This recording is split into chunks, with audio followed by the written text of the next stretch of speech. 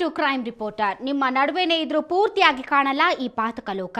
ನಮ್ಮ crime reporter team crime ಬೀಟ್ಗೆ ಇಳಿದ್ರೆ ಪಾತಕಗಳು ಬಯಲಾಗ್ತವೆ, ಪಾತಕಿಗಳು ಸಿಕ್ಕಿ ಬೀಳ್ತಾರೆ, ಪೊಲೀಸರು ಕೂತ್ಕೊಂಡು ಕತೆ ಹೇಳ್ತಾರೆ.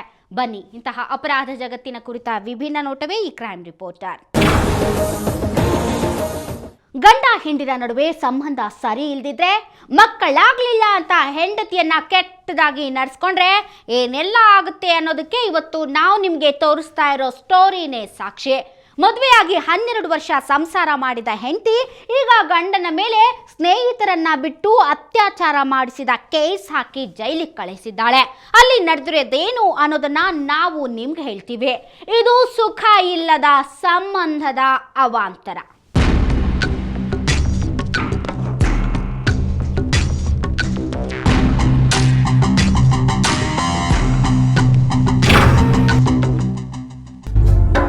ಹೆಂಡತಿಯ ಮೇಲೆ ಕೆಟ್ಟ ದೃಷ್ಟಿ ಬೀಳೋದಲ್ಲ, ಸ್ವಲ್ಪ ಆಕೆಯ ಬಗ್ಗೆ ಕೆಟ್ಟದಾಗಿ ಮಾತಾಡಿದ್ರು ಸಿಡಿದೇಳೋ ಗಂಡಸರಿದ್ದಾರೆ.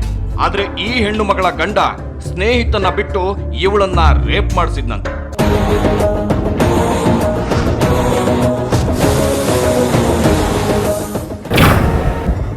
ಮದುವೆ ಅನ್ನೋ ಬಾಂಧವ್ಯದಲ್ಲಿ ಕಾಯ ವಾಚ ಮನಸ ಒಂದಾದವನು ಇಂಥದ್ದೊಂದು ನೀಚ ಕೃತ್ಯವನ್ನೆಸಗಿದ್ರೆ ನಂಬಿಕೊಂಡಿದ್ದ ಹುಡುಗಿಗೆ ಎಂಥ ಆಘಾತ ಆಗ್ಬೇಡ. ಅವಳಿಗೆ ಮೊದಲು ಏನಾಯ್ತು ಅಂತ ಹೇಳೋದಕ್ಕೂ ಮಾತೇ ಹೊರಬರ್ತಾ ಇರಲಿಲ್ಲ. ಇಬ್ರು ಸೇರಿ ಮಾಡಿರೋದು ಅಂತ ಅತ್ಯಾಚಾರ ಮಾಡಿದ್ದಾರೆ ಅಂತ ದೇವ್ರು ಕೊಟ್ಟಿದ್ದೀರಾ ನೀವು? ಹೌದು, ನಮ್ಮ ಯಜಮಾನ್ರು ಸೇರಿ ಮಾಡಿಸಿರೋದು. ಲೋಕೇಶ್ ನಿಮ್ಗೆ ಹೆಂಗ್ ಪರಿಚಯ? ಅವ್ರ ರಿಲೇಷನ್, ನಮ್ಮ ಯಜಮಾನ್ರು ರಿಲೇಷನ್ ಅವರು. ಇಂಥ ಗಂಡಸರು ಇರ್ತಾರ, ನಂಬೋದಕ್ಕೆ ಸಾಧ್ಯವಾಗಲ್ಲ. ಆದ್ರೆ ಈ ಹುಡುಗಿಯ ಮುಖ ನೋಡಿದ್ರೆ, ಅಮಾಯಕ ದೃಷ್ಟಿ ನೋಡಿದ್ರೆ ಅಯ್ಯೋ ಪಾಪ ಅನ್ಸುತ್ತೆ. ಏನಪ್ಪ ಇವಳ ಕಥೆ ಅಂತ ಕೇಳಿದ್ರೆ ಫ್ಲಾಶ್ ಬ್ಯಾಕ್ ಓಪನ್ ಆಗಿದ್ದು ಹೀಗೆ.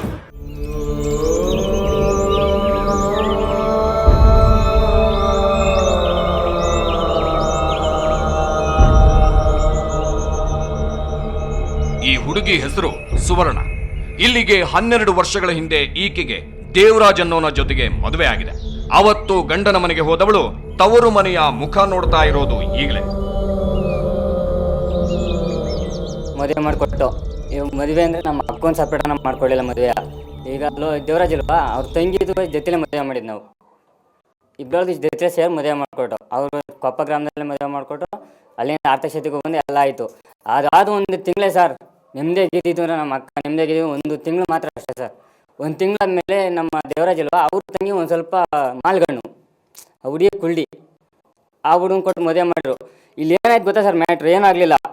ಅವನು ದೇವರಾಜರ ಅಪ್ಪ ಏನು ಚಿಕ್ಕ ಮಗಳಿಗೆ ತಾಂಡ ಕೊಡ್ತಾನೆ, ಅದನ್ನ ನಾವು ನಮ್ಮ ಮಗನ ತಾಂಡ ಕೊಡ್ಬೇಕು. ಅವನು ಅವ್ನ ಮಗಳಿಗೆ ಬೀರ್ ತಾಂಡ ಕೊಟ್ರೆ ಬೀರ್ನ ತಂದು ಕೊಡ್ಬೇಕು. ಅವನಿಲ್ಲಿ ಅವ್ನ ಮಗಳಿಗೆ ಸೈಟ್ ಮಾಡಿಕೊಟ್ರೆ ನಾವು ಸೈಟ್ ಮಾಡಿಕೊಡ್ಬೇಕು. ಏನು ಪ್ರತಿಯೊಂದು ರೋದನೆ ಸರ್. ಊರಿಗೆ ಬರೋನು, ಊರಲ್ಲಿ ಕುಂತ್ಕೊಂಡು 4 ಜನ ಮುಂದೆ ಏನಾರು ಅನ್ನೋದು, ಇದೇ ರೋದನೆ ಕೊಟ್ಟು ನಮಗೂ ಬೇಜಾರಾಗೋಯ್ತು. ಆಮೇಲೆ ನಾವೇನು ಮಾಡ್ದೆ, ನೀನು ನಮ್ಮ ಮನೆಗೆ ಕಳ್ಸೋದೇ ಬೇಡ, ಇವೆಲ್ಲ ಕೇಳೋದಾರೆ ಅನ್ನೋದಕ್ಕೆ ಆಯ್ತು ಕಳ್ಸೋದಿಲ್ಲ ಅಂತ ಕರ್ಕೊಂಬಂದ್ರು. ಕಳಿಸಿರ್ಲೂ ಇಲ್ಲ. ಆ ನಂತರ ಸುವರ್ಣ ಅದೇನು ಹಿಂಸೆ ಪಟ್ಲು, ಆಕೆಯ ಬದುಕಲ್ಲಿ ಅದೇನೆಲ್ಲ ನಡಿಬಾರ್ದು ನಡೆಯಿತು ಅನ್ನೋದು ಇವರು ಯಾರಿಗೂ ಗೊತ್ತಿರಲಿಲ್ಲ. ಆದ್ರೆ ಈಗ 6 ತಿಂಗಳ ಹಿಂದೆ ಇವರ ಮನೆಗೆ ಬಂದ ದೇವರಾಜ, ನಿಮ್ಮ ಮಗಳು ನನ್ನ ಬಿಟ್ಟು ಯಾರದೋ ಜೊತೆಗೆ ಓಡ್ ಹೋಗಿದ್ದಾಳೆ ಅಂದಿದ್ದ. ಅದನ್ನ ಕೇಳಿ ಸುವರ್ಣಾಳ ಅಣ್ಣಂಗೆ ರೇಗ್ ಹೋಗಿತ್ತು. ಅವ್ರಿಗೆ ಅವ್ರ ಮುಖ ನೋಡಿದ್ರು ಅವ್ರಿಗೆ ಭಯ ಇದೆ.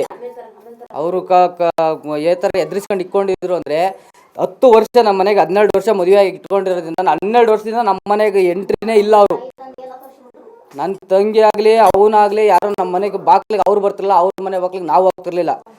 ಇದಕ್ಕೆ ಅವ್ರು ಈ ಥರ ಮಾಡಿದ್ರು. ಗಂಡ ಮತ್ತೆ ಮಾವ, ಹುಡುಗರಪ್ಪ 10 ವರ್ಷ 12 ವರ್ಷದಿಂದ ನಮ್ಮ ಮನೆ ಬಾಕ್ಲಿಗೆ ಕಳಿಸಿಲ್ಲ ಅವರು. 12 ವರ್ಷದಿಂದ ಕಳಿಸ್ತಲೇ ಇದ್ದವರು. ಇವಳು ಓದ್ಲು ಅಂತೇಳಿ ಬಂದು ನಮ್ಮ ಮನೆ ಹತ್ರ ಬಂದು ಹೇಳಕ್ ಬಂದ್ರಲ್ಲ, ಇವ್ರು ಯಾಕೆ ಮಾಡಿರ್ಬಾರ್ದು. ಇವತ್ತು ಇವರು ಹಿಂಗ್ ಮಾತಾಡ್ತಾ ಇದ್ದಾರಾದ್ರೂ ಅವತ್ತಿಗೆ ಏನು ಹೇಳಬೇಕು ಅನ್ನೋದೇ ಅರ್ಥವಾಗಿರಲಿಲ್ಲ. ಸುವರ್ಣ ಎಲ್ಲಿ ಹೋದ್ಲು ಅನ್ನೋ ಟೆನ್ಷನ್ ಅಲ್ಲೇ ಕಳೆದು ಹೋದ್ರು. ಅಷ್ಟೊತ್ತಿಗೆಲ್ಲ ದೇವರಾಜ್ ಸ್ಟೇಷನ್ ನಲ್ಲಿ ಹೆಂಡತಿ ಮಿಸ್ ಆದ ಕಂಪ್ಲೇಂಟ್ ಕೊಟ್ಟು ಮುಗಿದಿತ್ತು. ಪೊಲೀಸರಿಂದ ಯಾವ ರೆಸ್ಪಾನ್ಸು ಬಂದಿರಲಿಲ್ಲ. ಇಂಥ ದೇವರಾಜ ಹೆಂಡತಿ ಇಲ್ಲದೆ ಇರೋದು ಹೆಂಗೆ ಅಂತ ಇನ್ನೊಂದು ಮದುವೆ ಮಾಡಿಕೊಂಡಿದ್ದ. ಆದ್ರೂ ಸುವರ್ಣ ಪತ್ತೆ ಇಲ್ಲ. ಈಗ ಈಕೆ ಬಂದಿದ್ದಾಳೆ. ಬಂದವಳು ಹತ್ಕೊಂಡು ತನ್ನ ಕಥೆ ಹೇಳ್ಕೊಂಡಿದ್ದಾಳೆ. ಈ ಹೆಣ್ಣು ಮಗಳಿಗೆ ಮದುವೆ ಅನ್ನೋದು ನರಕವಾಗಿದ್ದು ಮಕ್ಕಳಾಗಿಲ್ಲ ಅಂತ. ಮಕ್ಕಳಿಲ್ಲ ಅಂತ ಜಗಳ. ಹಾಂ ಹಾಂ ಹೌದು ಓಕೆ. ಅಂದರೆ ಪ್ರತಿದಿನ ಹೊಡೆಯಲ್ಲ ನಿಮಗೆಲ್ಲ? ಹೌದು ಹೌದು. ಯಾವ ವಿಷಯ ಕೊಟ್ಟಿದ್ದಾರೆ? ಮಕ್ಕಳಿಲ್ಲ, ಬೇರೆ ಮದುವೆ ಆಗ್ತೀನಿ ಅಂತ ಅವ್ರ ಅಪ್ಪ ಅಮ್ಮ ಹೇಳ್ಕೊಟ್ಟು ಮಾಡ್ತಿರೋದು. ಅವರು ಜಗಳ ಆಡೋದು.